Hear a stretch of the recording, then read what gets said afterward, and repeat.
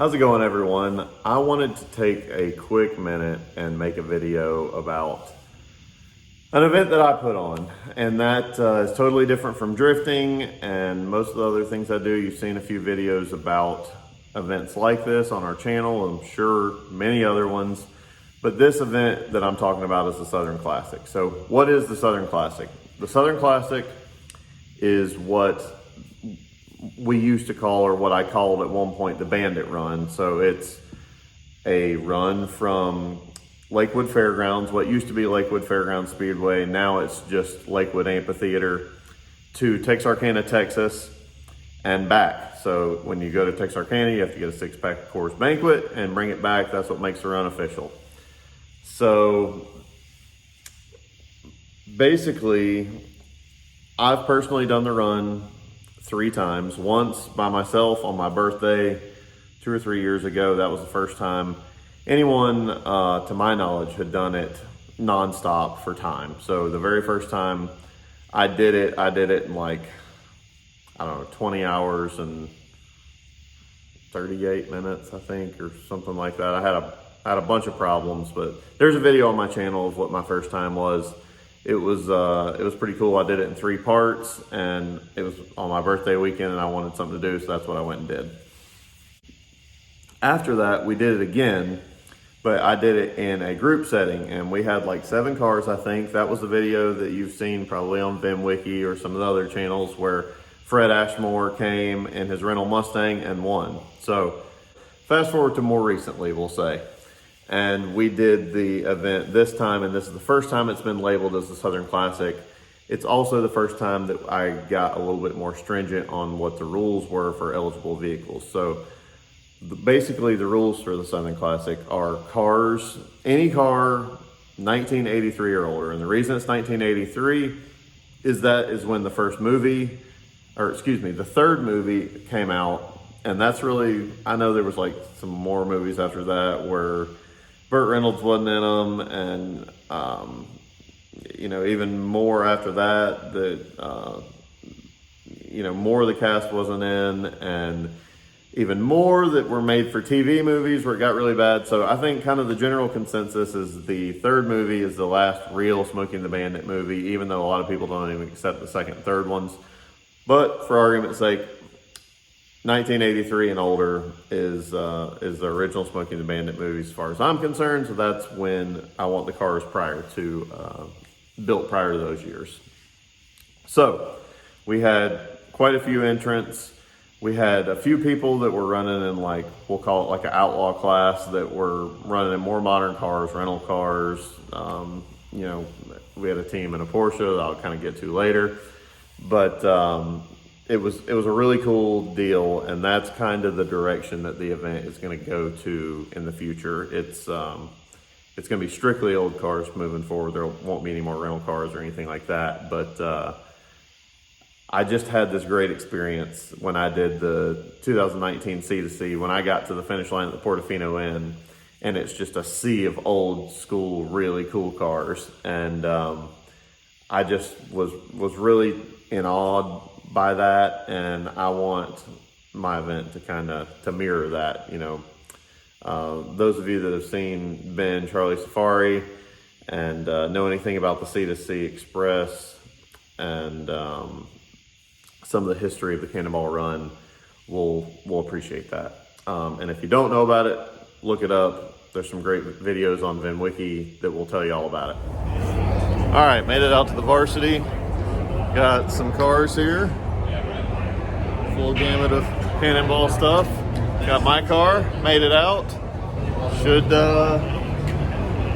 make it. We'll see. It's been a lot of fun. We've got some shirts given away and stickers, and it'll be a good time. We all met up at the varsity in downtown Atlanta, and we kind of did like the show and tell of our cars, and we all had lunch together, and it was a pretty neat deal. Had everybody come together, checked each other's stuff out, and you know, just great camaraderie, and hung out.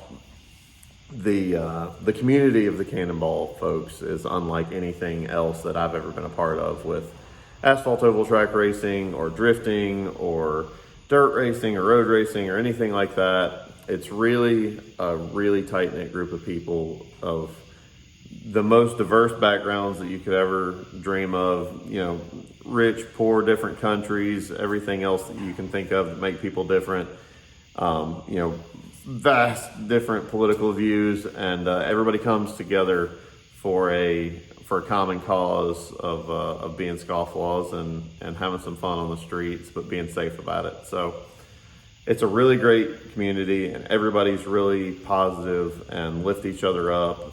And I couldn't be more proud to be, you know, accepted as a member of this group of people. So most of us start this event at night, just because in Texas they don't start selling beer until, I forget what, if it's like 8 or 9 in the morning or something like that. So you can't leave like at lunch and get out there because they aren't selling beer. So you'll end up sitting and waiting for hours on end, and you know the clock's running that whole time, and you got to make it back, you know, in 28 hours. And you know the reality is a whole lot faster than that usually for all of us that don't have any major problems. But anyway, you don't want to go and have to wait for beer. So we leave kind of in the middle of the night, and you know we're hauling butt out there, and most of us have got like our tracking on our phones so we can see each other, and how fast we're going and where we are on the map, and we're communicating back and forth of, you know, if we see any deer on the road, any, you know, heavy traffic, or you know, Smokey Bear might be sitting there on the side of an exit ramp or something like that too. We might, you know, talk back and forth about things such as these. But we haul out 20 and then head north when we get to Shreveport and go up to Texarkana.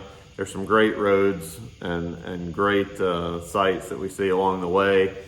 It's a really cool event in the sense that you double back on each other. So at some point throughout the event, you're going to see pretty much every entrant in there. You're going to pass by them going one direction, either pass them on the road or pass them going back the other direction. So that's one thing I love about the Southern Classic is when you're just going from New York to LA, you might pass a car, you might get past, but you might not too. So that can be kind of a bummer.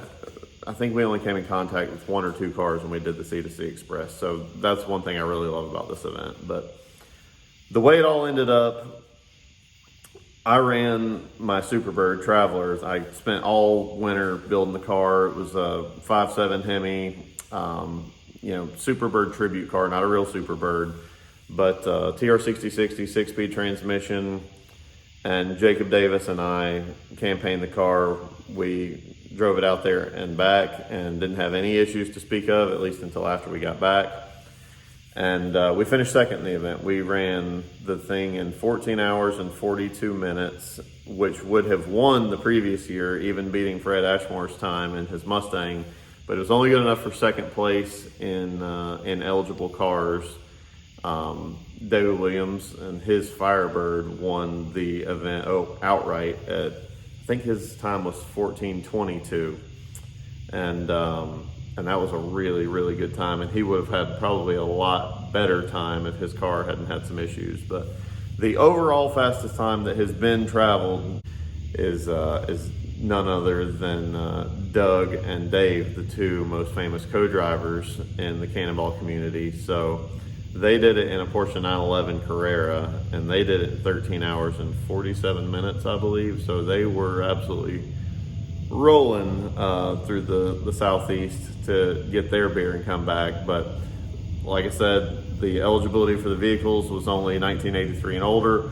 This was like a 2013 Porsche, I think, so well beyond, you know, the eligibility of the class. But they went out and put down a heck of a time that's going to be really hard to beat in the future.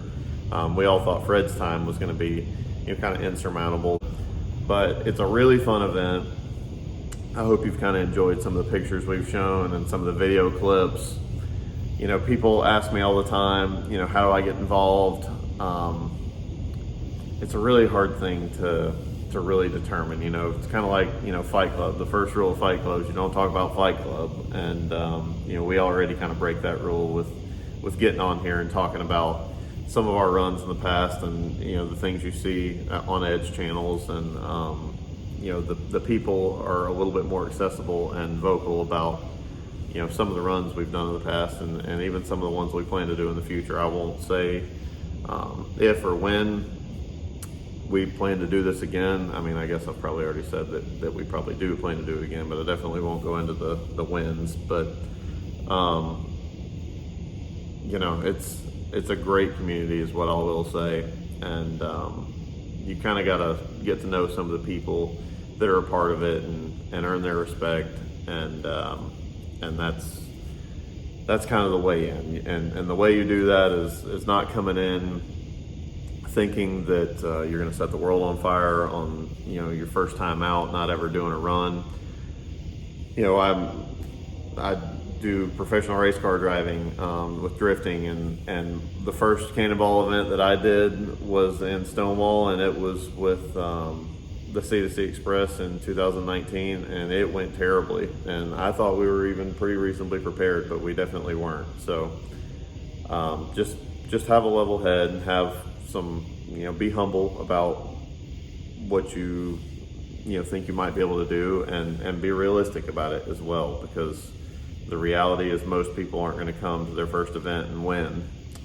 It happened in this event, coincidentally. You know, David had not competed in a Transcon event previously, but he proved that he had the team and the car that was up to the challenge.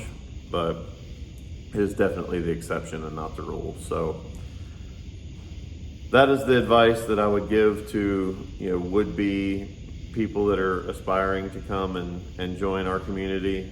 And yeah, so like I say, hope you enjoyed the video. If you're liking this, take a moment to like, comment, subscribe. We'll be putting out some more. We're gonna have some more videos coming out about James Royston's Monte Carlo. He was a part of the Southern Classic last year. He was kind of in a spotter role, but I got another car that I'm planning on putting together for, I'm hesitant to even say for the event the next time we do that, because it doesn't give me as much time as I'd like to be able to finish a car that doesn't even have quarters hung on it or even plans for what engine's going to be put in it. But, you know, such is life at Asphalt Anarchy, so we'll see what happens. See you on the next one.